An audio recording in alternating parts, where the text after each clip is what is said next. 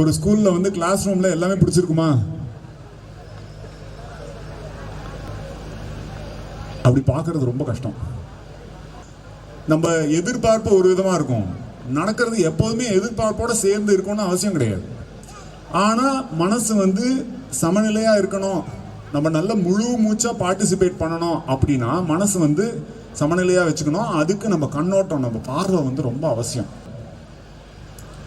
அப்படின்னா ஸ்ட்ரெஸ் இருக்கும். இப்போ ஸ்ட்ரெஸ்ன்னு எல்லாரும் சொல்றாங்களே, ஸ்ட்ரெஸ் இருக்கும்.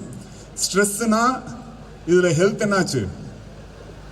Mental health, emotional health, physical health எல்லாம் வந்து அவுட்டு.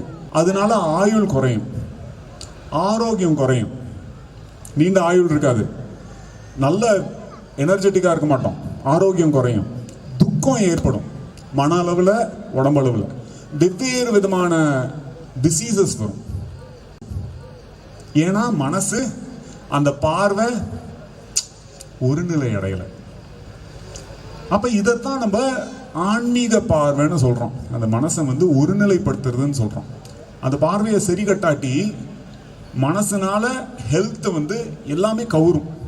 அப்ப சந்தோஷம் இருக்காது, ஹெல்த் இருக்காது, வேதனை அடைவோம். அசத்தோமா சத்கமய, அதுக்குரிய முயற்சி. அதுக்கு தான் வந்து இந்த மாதிரி சப்போர்ட்டிவ் ஈகோ சிஸ்டம் தேவை, ப்ராப்பர் எஜுகேஷன் தேவை. இது leads to success, health, happiness and success. குழந்தைங்களுக்கு வந்து சின்ன வயசுலேருந்து இது கற்றுக் கொடுக்கல அப்படின்னா அவங்க குருட்டாம் போக்கில் வந்து வாழ வேண்டியிருக்கும்.